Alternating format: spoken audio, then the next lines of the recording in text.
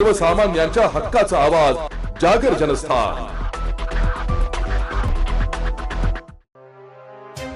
जुन्या वादातून युवकाचा खून, सिडको येथे घटना, आरोपी फरार। जुन्या भांडणाची कुरापत काढून सिडको येथे एका युवकावर 3 ते 4 जणांनी प्राणघातक हल्ला करून त्याचा खून केलाय। सुमित देवरे वर्ष 22 याच्यावर अरुण वैरागड आणि त्याच्या साथीदारांनी चॉपरने वार करून त्याची निर्घृण खून केलाय। ही घटना सिडकोतील शुभम पार्क जवळील सेंट जोसेफ चर्च समोर घडली आहे। सुमित देवरे हा सटाणा येथे शिक्षण घेत होता। तो गंगेश्वर महाजन नगर येथे कुटुंबासोबत राहत होता। एकुलता एक असल्यामुळे त्याच्या निधनाने कुटुंबावर दुःखाचा डोंगर कोसळलाय। सुमित आणि अरुण वैरागड हे पूर्वी चांगले मित्र होते, मात्र काही दिवसांपूर्वी त्यांच्यात वाद झाले होते। त्याच वादातून हा खून झाल्याचं प्राथमिक तपासात समोर आलंय।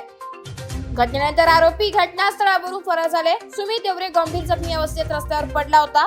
माहिती मिळताच पोलीस ठाण्याचे वरिष्ठ निरीक्षक राकेश हांडे यांनी तात्काळ घटनास्थळी धाव घेतली आणि स्वतः पुढाकार घेऊन सुमितला पोलीस गाडीतून जिल्हा रुग्णालयात दाखल केले, मात्र डॉक्टरांनी त्याला मृत घोषित केले।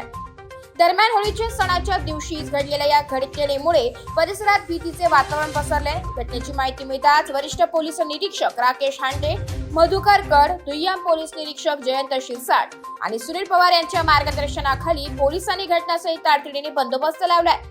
मोठ्या संख्येने नागरिक जमल्यामुळे पोलिसांना परिस्थिती नियंत्रणात आणण्यासाठी कसरत करावी लागली। या प्रकरणी अरुण वैरागड यांच्यासह अन्य 2 ते 3 जणांविरोधात गुन्हा दाखल करण्यात आलाय। पोलिसांनी आरोपींच्या शोधासाठी विशेष पथके तैनात केली असून लवकरच त्यांना अटक केली जाईल असे पोलीस सूत्रांकडून सांगण्यात आले।